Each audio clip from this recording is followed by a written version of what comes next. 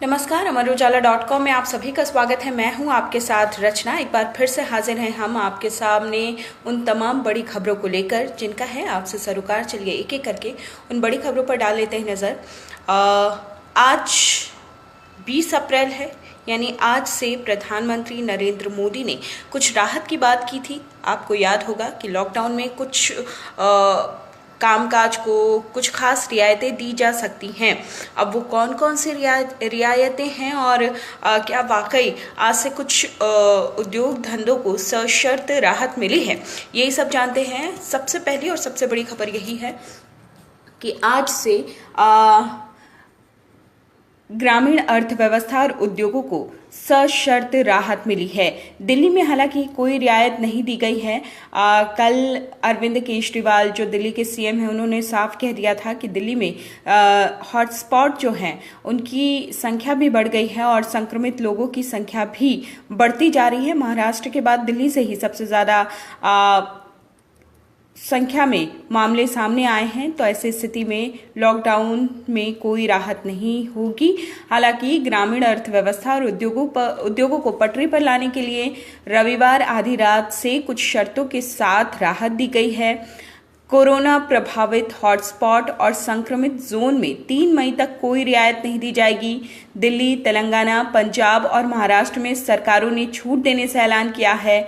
तेलंगाना ने लॉकडाउन को 7 मई तक बढ़ा भी दिया है और गृह मंत्रालय ने जो नए दिशा निर्देश जारी किए हैं उनमें प्रवासी मजदूरों को राज्य के अंदर ही रोजगार दिए जाने पर जोर दिया गया है। फसलों की बुआई, कटाई, बिक्री, खेती किसानी, पशुपालन, ये तमाम वो बड़े मुद्दे हैं, वो बड़े कामकाज हैं जिनसे जुड़ी चीज़ों को मंजूरी दी गई है ताकि कम से कम कृषि की जो अर्थव्यवस्था है उसे पटरी पर लाया जा सके।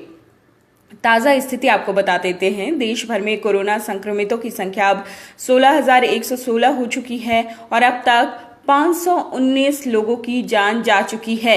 आप समझिए इस गंभीरता को कि लॉकडाउन का पालन करना कितना ज़्यादा ज़रूरी है, सोशल डिस्टेंसिंग को फॉलो करना कितना ज़्यादा ज़रूरी है, क्योंकि मामले बढ़ते ही जा रहे हैं।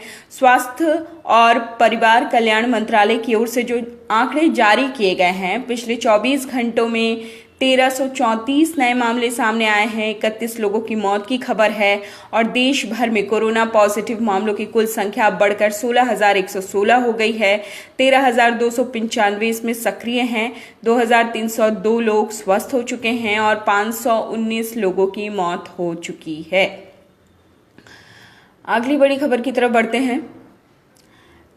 आज से थोड़ी रियायत जरूर दी गई है, लेकिन अभी रेल और हवाई यातायात शुरू नहीं किया जाएगा। जीओएम ने पीएमओ को जो रिपोर्ट दी है उसमें ये बात साफ कर दी गई है। 3 मई को खत्म होने पर देश में रेल और हवाई यातायात सेवा बहाल होने की उम्मीद भी कम दिखाई दे रही है। रक्षा मंत्री राजनाथ सिंह की अगुवाई में गठित मंत्रियों के समूह ने फिलहाल किसी भी प्रकार की यातायात सेवा शुरू नहीं करने की सलाह दी गई है और जो प्रधानमंत्री कार्यालय को रिपोर्ट सौंपी गई है जीओएम की तरफ से, ये कहा गया है उस रिपोर्ट में कि यातायात चालू करने का फैसला लेने से पहले सरकार को स्वास्थ्य मंत्रालय से सलाह लेनी चाहिए, जो कि बहुत जरूरी है। तो अभी रेल और हवाई यातायात शुरू हो ही जाएगा और वो 3 मई को जो लॉकडाउन की अवधि है दूसरे चरण की, वो भी खत्म होने के बाद क्या वाकई रेल और हवाई यातायात सेवा बहाल होगी, इसकी उम्मीद जो है फिलहाल कम दिखाई दे रही है। अगली बड़ी खबर की तरफ बढ़ते हैं। लोकसभा और राज्यसभा सचिवालय में भी आज से कामकाज शुरू होगा। सरकारी दफ्तर भी खुलेंगे और कुछ 33% है शायद वो आंकड़ा जिस कुल कर्मचारियों का, जितने कर्मचारी दफ्तर जाके काम कर सकेंगे। तो संसद के दोनों सदन, लोकसभा, राज्यसभा, उनके सचिवालय में सोमवार से कामकाज शुरू हो जाएगा। दोनों सदनों के सचिवालय का कामकाज कोविड-19 के मद्देनजर मार्च के अंतिम सप्ताह से बंद था। एक अंतर्राष्ट्रीय खबर की चर्चा कर लेते हैं। कनाडा में लॉकडाउन में बंदूकधारियों ने बरसाई गोली, 16 लोगों की मौत हो चुकी है। दुनिया भर में कोरोना की वजह से लगातार मौतों का आंकड़ा तो बढ़ता जा रहा है, लेकिन इसी वक्त में रविवार को कनाडा इतिहास की अब तक की सबसे दर्दनाक हिंसक झड़प हुई है और समाचार एजेंसियों की माने तो लॉकडाउन के बावजूद रविवार को एक बंदूकधारी ने पुलिस के कपड़े पहने और ताबड़तोड़ गोलियां चलाई हैं, जिसमें 16 लोगों की जान जा चुकी है। एक बड़ी खबर। तो ये थी अब तक की वो तमाम बड़ी खबरें जिन्हें जानना आपके लिए बेहद ज़रूरी था। लेकिन एक बार फिर से हम आपसे गुजारिश कर रहे हैं कि लॉकडाउन के दौरान अपने घर पर रहें, लॉकडाउन के नियमों का पालन करें, सोशल डिस्टेंसिंग को फॉलो करें और कोरोना को दूर भगाएं। खबरों के लिए भरोसा कीजिए सिर्फ और सिर्फ amarujala.com पर। फिलहाल मुझे दीजिए इजाज़त। नमस्कार।